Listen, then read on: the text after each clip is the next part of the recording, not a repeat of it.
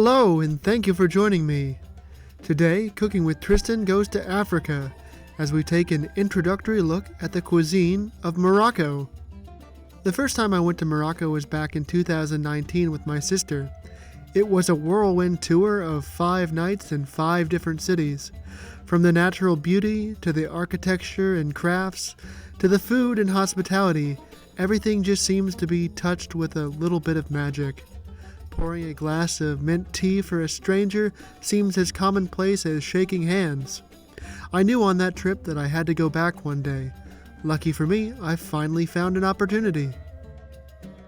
Back in December, I took a quick trip to Marrakesh to get a beautiful carpet as a surprise Christmas present for a special someone.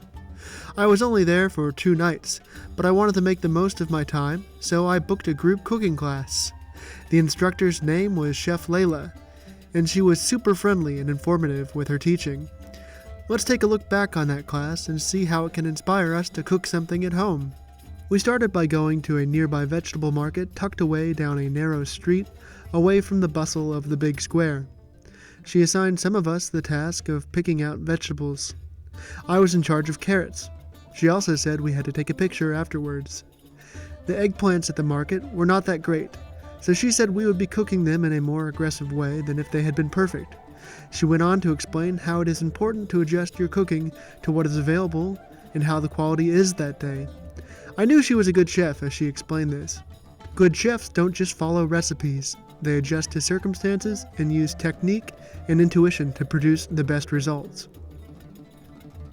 Back at Chef Leila's house, she taught us a few important things before we got to work. We saw some of the most commonly used spices in Moroccan cooking. We learned how to make preserved lemons and learned about orange blossom water.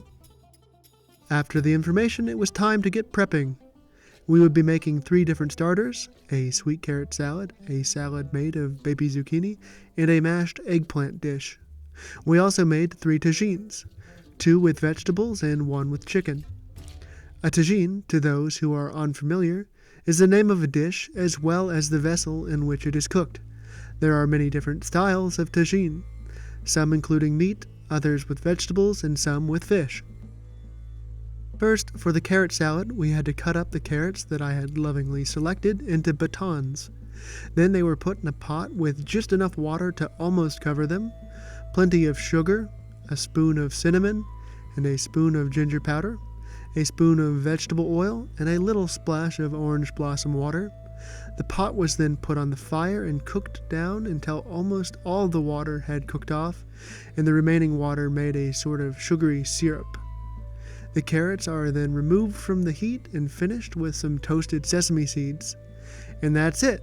If you like sweet things mixed in with your savory spread, you will love this one. Moving on to the eggplant dish. Despite the knife, which was not the kind of knife I was used to, we managed to cut up our eggplants into small, even pieces. For this dish, as well as others, we would need a mix of parsley and cilantro. So Leila let us bust out the mezzaluna knife for that, which was fun. We would also be using garlic in multiple dishes, so we had to process a good amount of it. I learned a new technique where you simply grate the garlic, skin and all. The papery skin gets magically left behind. We also used the grater to make a tomato puree from fresh tomatoes in the same effect. The skin was left behind and you ended up with a beautiful tomato sauce. After the eggplant was cut up, it was put in a pot with water, brought to a strong simmer, and cooked for about 15 minutes until completely soft. The eggplant was then drained, at which point we mixed it with about a cup of that tomato puree, a couple good spoons of the cilantro parsley mix, a spoon of cumin, a spoon of the grated garlic, a spoon of sweet paprika, half a spoon of that ginger powder, and half a spoon of black pepper, some salt, and then 50-50 mix of vegetable oil and olive oil, about 2 tablespoons each. Between the tomatoes and the water the eggplant had absorbed from being cooked, everything was pretty wet, so Leila cooked everything in the frying pan, stirring and mashing with a spatula until most of the water was evaporated. After that, it was ready to eat as soon as it had cooled to room temperature. Really tasty and pungent. For the zucchini salad, we cut up a bunch of beautiful tiny zucchini. These are the kind of zucchini that fine dining restaurants pay a lot of money for. Yet, here they were, and very affordable. I think they are so affordable here because, due to the weather in Morocco, they are able to get these little guys all year round. We simply sliced the zucchini at about a 1/4 inch thickness. They were added to a pot with water and boiled for just 5 minutes before being drained and rinsed with cold water so that they wouldn't keep cooking and to maintain their nice green color. We then put everything together for the seasoning of the zucchini salad. This included a generous teaspoon of garlic, 2 heaping scoops of the cilantro parsley mix, 2 tablespoons of a basic vinegar, 3 spoons of olive oil, salt, a teaspoon of sweet paprika, and a teaspoon of cumin. Then all those seasonings got mixed together with the cooked zucchini. But of course, don't forget to taste for salt at the end. And there you have it, 3 tasty starters which came together quickly thanks to teamwork. Delicious and fresh. The tagines we made also came together quickly when we divided and conquered. I wasn't able to film all the knife work that took place, but we cut up some of the larger zucchini into batons. We did the same with the carrots. We diced some onions. We also cut potatoes and turnips into even wedges. We also simply sliced a pepper and cut some cauliflower into florets. And then it was time to assemble. As Chef Leila explains, now the same recipe for any tagine. Tagine chicken with vegetable, lamb with vegetable, beef with vegetable, and directly just vegetable, okay? So as she says, the foundation is always about the same, with some adjustments made in the spices depending on what is being cooked. For our vegetable tagine, we started with a base of diced onions and some of the tomato puree. Then she added garlic, a spoon of ginger, a spoon of sweet paprika, a spoon of turmeric, a couple spoons of vegetable oil, salt, and a generous spoon of that cilantro parsley mix. A splash of water was also added to make a sort of base sauce. After that, we layered the vegetable in a decorative way. The firmer vegetables that would require more cooking we put on the bottom, and the more delicate ones we put on the top. We did this until the tagine base was filled up, and then we finished it with some of the sliced peppers, cauliflower florets, and a few slivers of preserved lemons. Then it was ready to cook. The tagine was put on the fire and brought to a simmer before the cone-shaped lid was placed on top. The chicken tagine was prepared in much the same way. Leila showed us how to clean chicken using a mix of water, salt, and lemon juice. To those of us who primarily rely on factory-farmed chicken from the grocery store, the concept of thoroughly cleaning a freshly butchered chicken might seem strange, but it's information that I happily welcome. To make sure the chicken cooked at the same time as the vegetable tagine, Leila used a pressure cooker to cook the chicken pieces before incorporating them into the flavor base. The flavor base was almost the same as the vegetable tagine, just without tomatoes, and with the addition of cumin, a bit more generous on the preserved lemons, as well as a spoon of a spice blend called Ras al Hanout. After all of our hard work, I was very hungry, and we sat down to share the food we had made together, starting, of course, with the appetizers. Then came the tagines and the very dramatic reveal. Ooh, I can still smell it. Everything was super delicious, and it was a special experience to cook with strangers. And a point that Chef Leila made, a lot of restaurants in the city are under time constraints and need to be able to serve a lot of people in a short amount of time. So, inevitably, shortcuts are made, and with it goes some of the quality. For this reason, it can be hard to find tagines in restaurants that are as good as the ones that are made at home. Jacques Pepin has actually made the same point before, saying that some dishes are just much more difficult to pull off in a restaurant setting. And from the taste of these tagines, I was inclined to agree with Leila. Needless to say, the memory of those tagines stuck with me, and it wasn't long after my trip that I wanted to cook one for myself. And this is how I went about it. There is a great market close to where I live that has everything I could ever need, and even though I try to be committed to cooking seasonally, this winter night I decided to abandon this and go for the fresh tomatoes and fresh zucchini, which had been imported from a warmer climate somewhere. They didn't have the precious baby zucchini, but they had some very nice young ones that would be perfect for a vegetable tagine. I was also hoping to find some form of preserved lemons, but the closest thing I managed to get were these salted limes from Pakistan. I hope my Moroccan viewers will forgive me if this was a blasphemous move, but I figured it was still a fermented and preserved citrus product, so hopefully it would bring some of that same personality. I also planned to throw in some chickpeas for this time around. Back home, I laid out my vegetables and set about to clean them. And don't worry, as a man with some southern roots, I would be sure to save the turnip greens to cook later.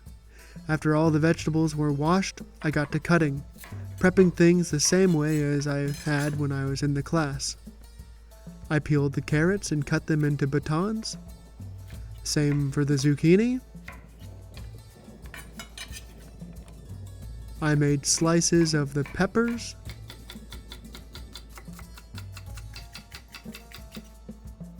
I cut the turnips into wedges.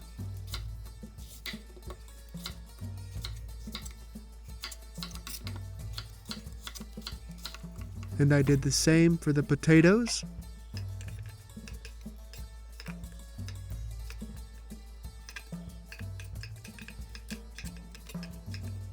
I plucked some parsley, and when it comes to parsley, I try to avoid most of the stem. But when it comes to cilantro, I don't mind if some of those stems get into the mix because they are so tender and flavorful. After they are sorted, I give them all a good chop.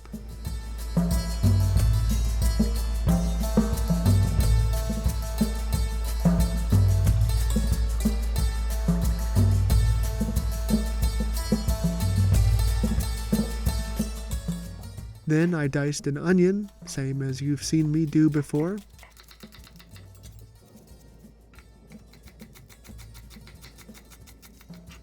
Then it was time to put the new box grater technique to the test. I grated one of those fresh tomatoes.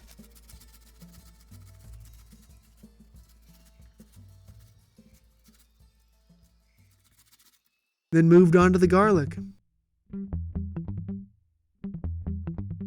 Hard to argue with those results. Next, I mixed all the spices I would be using together. This included sweet paprika, turmeric, a dry harissa mix I had found at the store for a little bit of spice, and just a tiny pinch of cardamom, and a spoon of ginger powder. All in all, it was pretty close to the one I made back in Marrakesh. I now had everything ready to go. My vegetables were cut up, my aromatics were ready, as were my herbs and spices, and the preserved lemon substitute. I unfortunately don't have a tagine at home, so I decided to use my Dutch oven. Most recipes online will suggest this as the best substitute, or any heavy-bottom pot you have with a tight-fitting lid. First, I made the flavor base. I added about half a cup of the diced onions, a generous teaspoon of garlic, a couple spoons of the parsley and cilantro mix, and a tablespoon worth of my spice blend. Then about half a cup of the tomato puree, and then I just mixed it up with my hands, remembering to add a bit of salt as well. Then I began layering in my vegetables, same as before, starting with the denser vegetables, the turnips, potatoes, and carrots. Next went the zucchini and the peppers.